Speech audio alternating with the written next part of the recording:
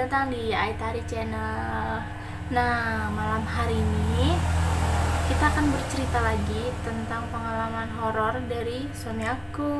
Hai. Nah, yuk kita dengerin cerita pengalaman horornya. Jadi gini ya, ini cerita nih udah lama. Waktu itu aku masih kelas 3 kalau nggak salah, kelas 4 SD gitu kan. Jadi kejadiannya itu posisinya waktu mau maghrib lah ya, mau azan maghrib. Kalau tepatnya sih gak di rumah sendiri sih, di tempat temennya mamah gitu kan ceritanya waktu itu.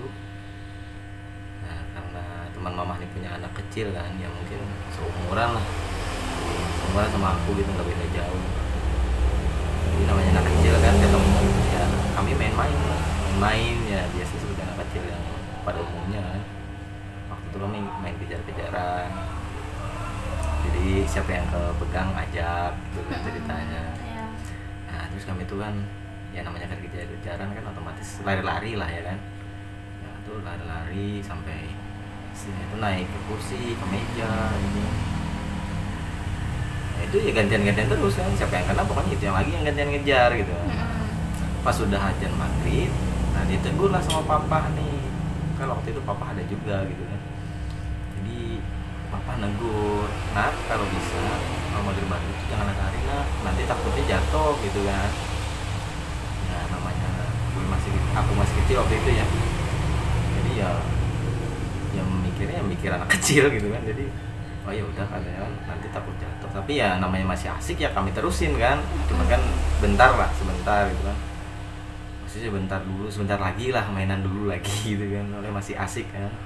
Ternyata nggak selang berapa waktu aku benar-benar jatuh waktu itu kan. Sampai jatuh itu, nah baru papa nih ngomong tuh kan, tadi kan papa udah bilang gitu kan, kalau maghrib nggak usah lari gitu kan, jadinya kan jatuh gitu kan. Ya sih, cuman waktu itu masih kecil, jadi ya sempat mikir juga sih kan, sempat ditanya tuh jatuh kenapa gitu kan. Ya nggak tahu, tiba-tiba jatuh aja gitu kan, nggak tahu yang nggak kesandung apa gitu, nggak kepleset juga enggak, lantainya nggak basah juga gitu. Ya namanya masih kecil, pikirannya ya sudah lah gitu kan. Jadi kami berhenti setelah itu kan. Nah, setelah itu kan berhenti nih, udah selesai main-main itu kan, ya udah istirahat kan, namanya pas waktu itu azan gitu kan, azan maghrib. Terus keesokan harinya itu masih normal aja sih, karena kan waktu jatuh itu nggak ada luka sama sekali gitu. Jadi ya normal aja, kayak biasa lah, yang juga nggak luka gitu, kayak biasa. Besoknya kan sekolah gitu kan, jadi memang masih sekolah waktu itu, belum masa liburan sekolah gitu kan, masih sekolah. Ya kayak biasa lah sekolah, berangkat sekolah kebetulan rutin jam pelajaran pertama. Terus nggak lama kan pelajaran kedua tuh pas waktu jam olahraga. Nah jadi waktu pas jam olahraga siap-siap kan, ganti baju olahraga gitu, siap-siap. Udah selesai, terus ini kan disuruh kumpul sama guru olahraganya di lapangan gitu. Karena dulu kan masih SD, jadi ya semua olahraganya semua Gabung gitu ya. Ya gabung dari kelas 1 sampai kelas 6 gabung. Jadi kumpul kan ramai kan, penuh jadi. Berarti itu mungkin kemungkinan hari Jumat gitu ya. Kan kita hari Jumat waktu SD gitu suruh kayak baris berbaris, setelah itu kita kayak senam olahraga gitu ya. Kalau nggak salah ini memang hari Jumat, jadwalnya dulu hari Jumat kalau nggak salah. Cuma kami dulu senamnya asik gitu kan, pakai musik dulu, musik sambil senam gitu kan. Kalau nggak salah tuh waktu itu Asarehe Bahabehe kalau nggak salah judulnya itu. Nah Asarehe Barabere apa Bahabere tuh lupa juga gitu. Nah pokoknya ya itulah, pokoknya dulu senam tuh diiringi sama musik gitu, nah, biar kami itu lebih semangat gitu. Nah berarti itu tahun berapa tuh ya Asarehe? Sekitar tahun berapa ya? Kan kita beda cuman 4 tahun ya. Itu waktu aku SD kelas 3, seingat aku tuh kelas 3 ya.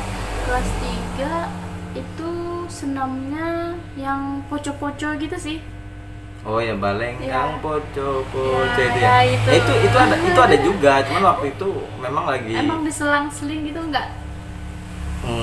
enggak juga sih kalau diselang-seling, tapi memang pernah dengar itu. Cuman kayaknya dari sekolah lain gitu kan, karena kan sekolah SD kan ada macam-macam kan, ada Iya. SD negeri berapa, 1, 2 Iya, iya gitu. juga sih ya. Itu biasanya beda sih, karena setiap sekolah tuh beda yang diterapkan ke muridnya gitu. Jadi waktu itu kalau di sekolah aku tuh ya itu Aserehe Barabere itu kalau nggak salah ya, yang dilekatkan gitu. Jadi sampai sekarang tuh masih ingat lagu itu. Jadi biar kita tuh lebih semangat intinya kan dalam berolahraga, biar nggak bosen lah. Iya. Jadi kan harus diiringin musik gitu.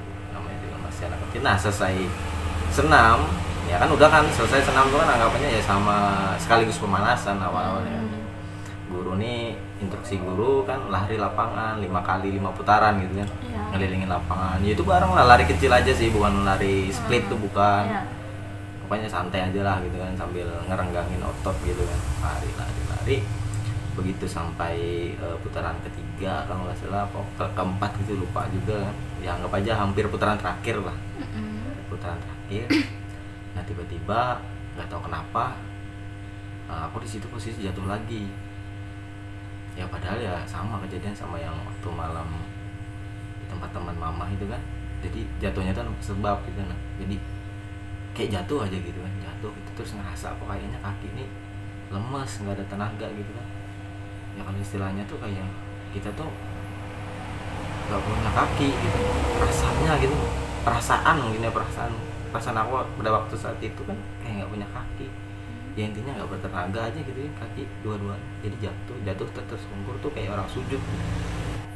Ya mau nggak mau aku nih ngomong sama guru olahraga kan, begini Pak, aku jelasin tuh keadaan waktu itu kan, posisinya gimana. Awalnya sih guru nggak percaya, aku bilang kayak gitu kan. Dikiranya aku nih mungkin bohong ya kan, males olahraga apa gimana, nggak tahu juga gitu.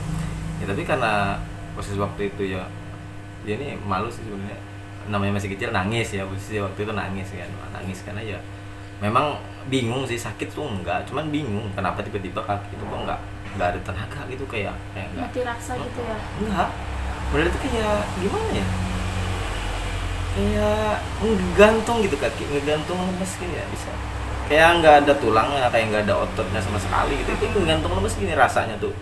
Jadi dulu di sana tuh kan nggak ada itu yang namanya rumah sakit kan, nggak ada. Jadi dulu kami di sana nyebutnya Pak Luwu. Luwu tuh ya sejenis dokter, Kayak cuman mantri gitu ya. kayak mantri gitu. Jadi Pak Luwu namanya. Jadi dia buka praktik di rumah.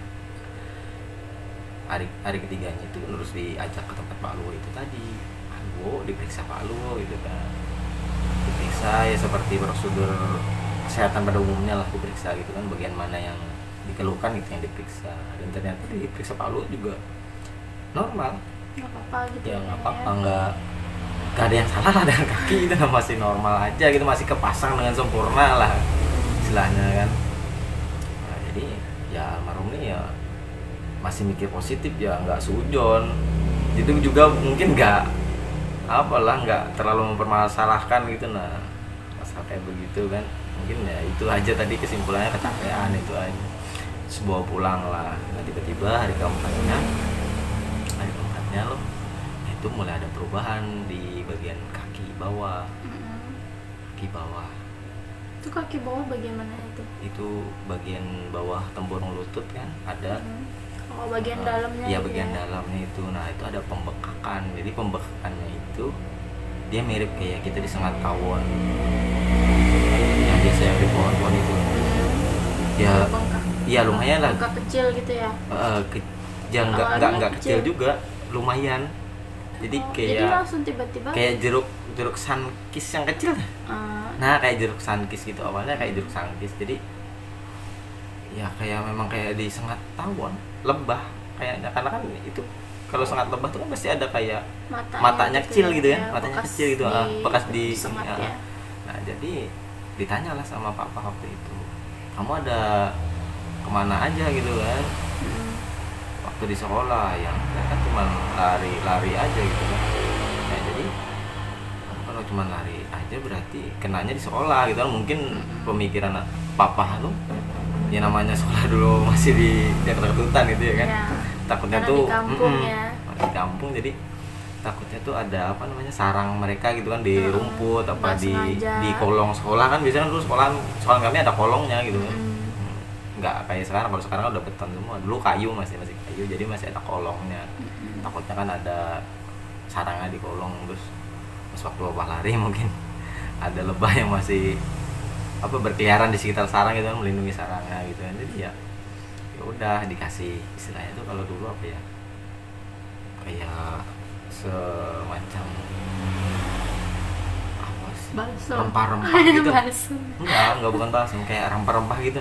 Cuman Iya. nggak tahu komposisinya apa, pokoknya intinya tuh kayak ada kunir ya, pastinya kunir terus apa gitu kan, terus diolesin Mungkin gitu kan. kayak bikin untuk bedak ya, biar kempes gitu. bekaknya Ya, cuman nggak tahu komposisinya apa. Nah setelah itu kan terus beberapa hari itu kan ya namanya kita ikhtiar kan, usaha gitu kan. Jadi biarin aja dulu, karena diperiksa ke Pak Luo juga nggak ada apa-apa gitu, normal aja. Jadi kita obatin secara tradisional waktu itu. Nah semakin hari itu bengkaknya semakin besar. Nah yang waktu kelihatan banget besarnya itu ya anggap kurang lebihnya itu setengah bulan lah. Setengah bulan setelah kejadian ya, setengah bulan berarti 16 hari lah, 16 harinya itu bengkaknya makin parah waktu itu. Jadi bengkaknya itu sebesar jeruk bali. Wow, Ya dari awal dari anak kayak sekecil sankis itu gitu kan. itu ukuran gede banget ya. Ya tahu lah jeruk Umur bali. segitu ada pembengkakan di bagian kaki yang bikin kaki nggak bisa berdiri, nggak bisa jalan. Iya. Terus Ya kan awalnya emang nggak bisa buat berdiri kan. Terus ditambah lagi itu, jadi dia nggak bisa lurus kakinya, jadi posisi bengkok.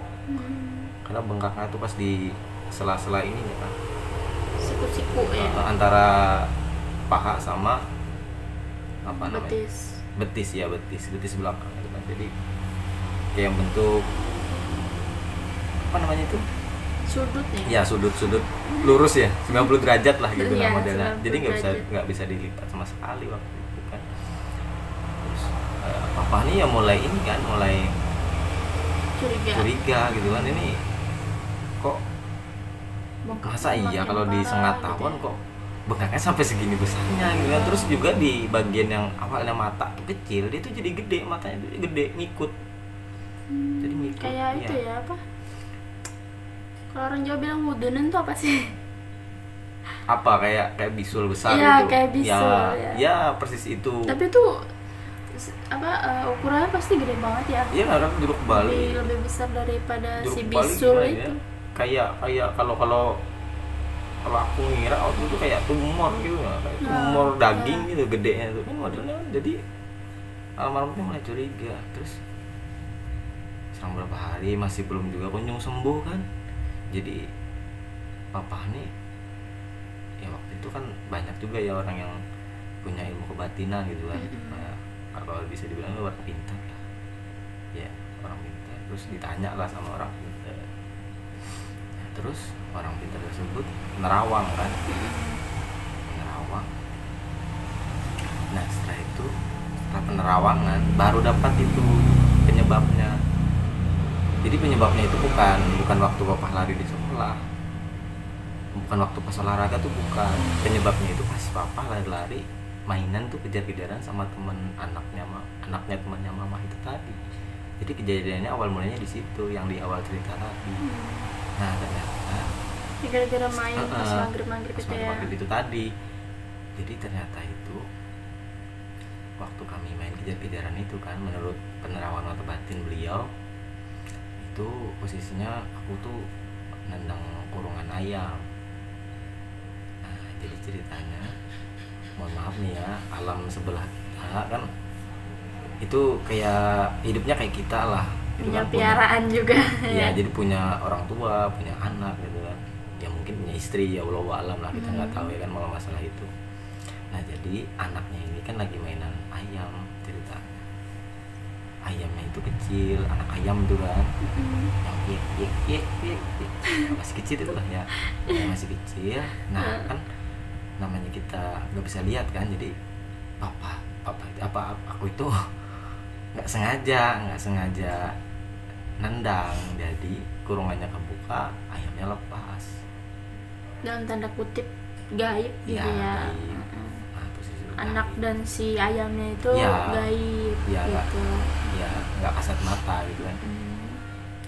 Terus yang ya istilahnya anggap aja yang orang lebih tua lah, orang lebih tua atau nggak tahu juga, atau orang tuanya itu kan marah gitu kan, karena kita udah musik si anaknya tadi gitu kan, dia lagi asik main, kita ganggu gitu kan, padahal kan sebenarnya nggak sengaja, itu posisi memang benar-benar kita nggak tahu gitu kan, walaupun kita lihat juga nggak mungkin kita tabrak gitu lah. Nah jadi karena marah itu tadi, jadi kaki aku tuh disentil sama si makhluk gaibnya. Iya, tapi yang dewasa tadi, yang orang tua tadi gitu kan, jadi disentil gitu kan. Nah terus setelah itu lanjut nih perawangannya, lanjut nih sama yang orang minta tadi, lanjut. Terus kan ditanya sama papa kan gimana gini kan, supaya anakku nih bisa sembuh gitu. Jadi setelah itu selesai itu penerawangan, ya kan sadar kan gitu, selesai penerawangan sadar, terus dijelasin lah sama papa itu kan. Jadi syaratnya gini, yang jin tadi, ya kita sebut aja jin ya, jin tadi itu minta ganti ayamnya sama persis. Waktu itu kalau nggak salah ayamnya warna hitam, dia minta warna hitam ya, walaupun aku nggak tahu ya ayam yang lepas tuh warnanya apa, pokoknya mintanya ayamnya hitam, itu yang masih kecil sama gitu, persis sama lah, sama sampai ke bentuknya. Apa ayam hitam yang kayak ayam cemani gitu? Ayam hitam enggak kan, ayam kan ada kan yang warna hitam, sayapnya gitu ada yang warna hitam. Ya enggak. Bulunya aja. Ya bulunya aja yang gitu hitam. Bulunya aja. Itu sampai ke ciri-cirinya, sampai ke kakinya itu kan. Itu pokoknya terperinci semuanya lah. Dia minta tuh harus sama persis gitu kan. Jadi ya lumayan susah juga nyari ayam kayak begitu kan. Ya syukur aja waktu itu kan penduduk sana juga ternak ayam, ternak sapi gitu. Jadi ya bisa lah minta tolong sama tetangga sama warga sekitar kan, untuk nemuin ayam yang ciri-cirinya pas gitu. Nah terus kalau nggak salah sama beras kuning, terus apa lagi gitu kan. Jadi posisi itu ayam itu harus ditaruh di tempat yang waktu aku nendang kurungan itu tadi. Nah jadi ya berarti balik lagi ke tempat mau nggak mau kan izin kan sama teman mama gitu kan, mau nyelesain ini kan masalah gitu kan. Jadi jelasin lah secara keluargaan, terus ya alhamdulillah paham kan, terus ngizinin, udah sama yang orang pintar tadi ya ritual lah di situ kan, di situ. Nah dan terus setelah itu ya kalau menurut cerita mama nih ya, kalau menurut cerita mama memang ayam itu benar-benar hilang, ayam yang diserahin tadi, yang diminta jadi tadi ritualnya tuh hilang. kayak gimana kisahnya? Ya kalau ritualnya itu sih seingat ya, kalau diceritain mama ya kalau nggak salah itu ayam itu ditaruh aja di tempat itu, ditaruh di tempat yang waktu aku jatuh kan, ditaruh terus di sekelilingnya itu ditaburin itu kayak beras kuning, terus apa lagi gitu kan, itu ditaburin beras kuning, terus tengahnya ayam gitu ya? Iya tengahnya ayam, jadi yang hilang tuh kata mama tuh ayamnya yang hilang. Kalau kayak bekas apanya tuh dia berubah warna aja, misalnya awalnya kuning jadi hitam, ya berubah warna lah, kayak kering gitu jadinya gitu. Nah setelah itu kan syarat-syarat udah dipenuhi tuh. Nah lalu dikasih tahu lagi itu cara nyembuhinnya gimana. Jadi dijelasin kalau cara nyembuhin anak sampean nih, sampean tuh harus cari daun sirih, terus daun cabe, ya kan, daun sirih sama daun cabe itu ditumpuk gitu kan, daun sirih itu gede kan, sama cabe itu ditumpuk daunnya kan, daunnya nih, cuman cabenya tuh cabe rawit, cuman yang ditumpuk berhadapan gede, atau tindih-tindihan gitu? Tindih-tindihan aja. Jadi sama posisi gitu kan, sama posisi. Nah setelah itu dikasih minyak goreng, terus dipanggang sebentar, jadi sekiranya dia tuh keluar kayak keringetnya gitu katanya gitu kan. Nah setelah itu baru ditempel ke lukanya. Nah itu harus dilakuin tuh rutin gitu Tiap kan. hari gitu ya? Ya tiap hari, pokoknya Satu satu hari hari? itu 3 kali. Jadi setiap kayak kita kan kalau misalnya kalau habis sholat subuh sekali, terus habis sholat zuhur sekali, habis sholat asar atau maghrib sekali gitu. Nah pokoknya yang penting 3 kali gitu. Pokoknya intinya tuh setelah ibadah biasanya Mbak, setelah sholat biasanya persyaratannya tuh ngelakuin itu. Terus jangan lupa juga katanya kan minta sama yang ngasih hidup.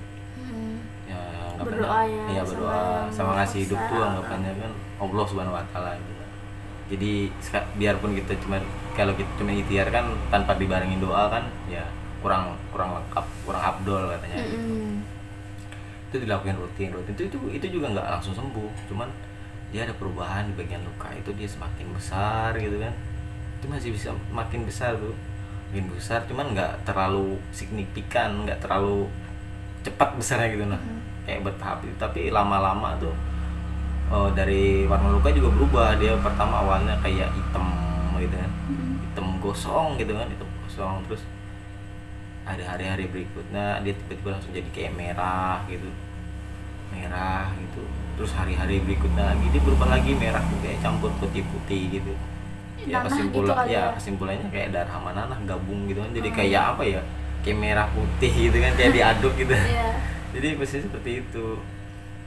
Nah terus setelah itu nggak lama kemudian ya alhamdulillah, nah itu tuh luka tuh pecah. Dia pecah tuh bukan yang pecah buar tuh, bukan.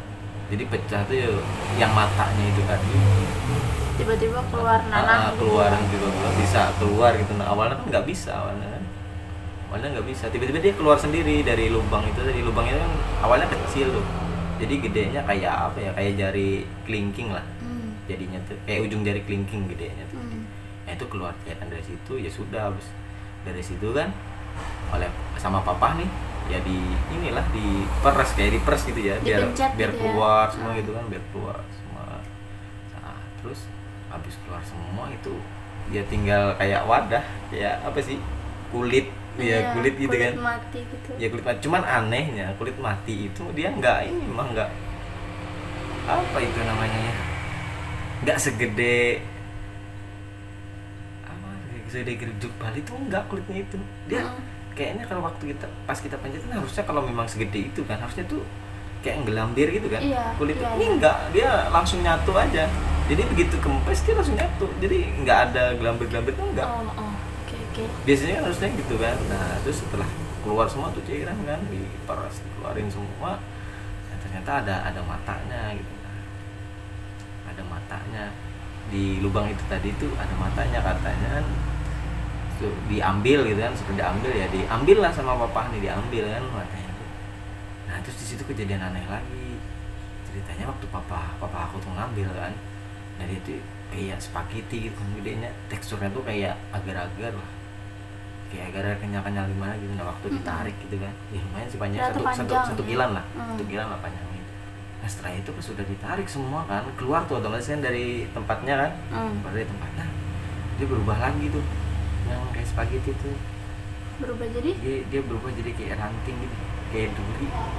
Ya mungkin panjangnya segini, nggak sekilan kayak nyusu gitu, langsung kayak jadi ranting. Terus ya ada ujungnya yang tajam, tapi nggak tajam banget, cuman ya kayak ranting gitu aja kan.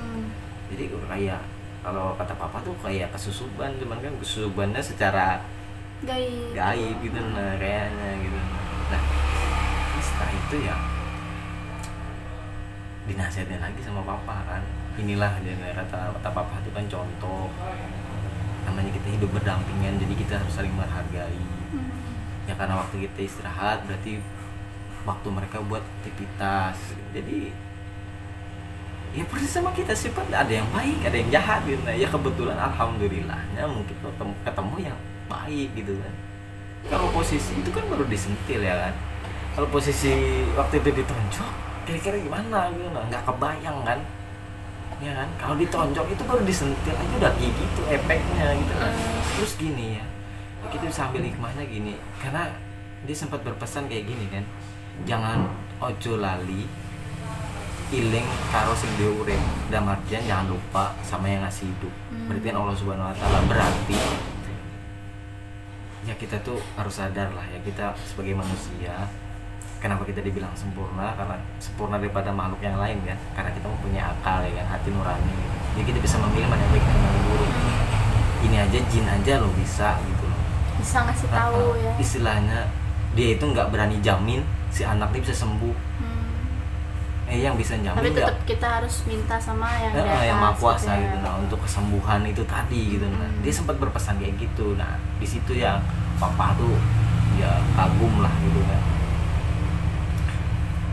Jadi ya setelah itu ya alhamdulillah ya papa udah bisa jalan pelan-pelan itu kan.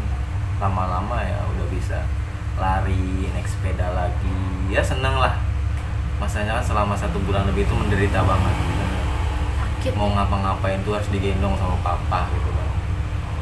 Mau mandi digendong, mau ke kamar mandi digendong, mau jalan-jalan nggak bisa. Bisa cuma duduk aja kan, namanya papa waktu itu namanya juga pekerja keras ya, jadi nggak selalu ada di rumah. Iya, gitu. jarang di rumah. Mama juga gitu, kadang kan ikut ke kebun gitu kan.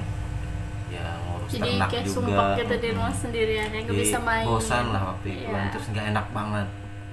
Jadi ya rasanya tuh kayak hampa aja hidup gitu kan.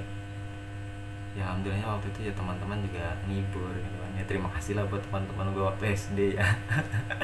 Nengokin dan nemenin gitu kan selama 1 bulan lebih. Aku nggak bisa main sama kalian gitu kan. Aduh rasanya membosankan. Ya mungkin sampai situ aja sih ceritanya. Oke. Nah, makasih banyak untuk malam ini. Nah, itu tadi teman-teman cerita pengalaman mistis dari suami aku. Nah, makasih buat kalian yang udah nonton. Jangan lupa dukung channel kita ya, dengan dukung cara terus, subscribe, like, share, share, dan komen supaya kita bisa lebih semangat lagi nih bikin kontennya apalagi besok ya kan. Jadi terima kasih buat teman-teman semua. Dadah. Dadah.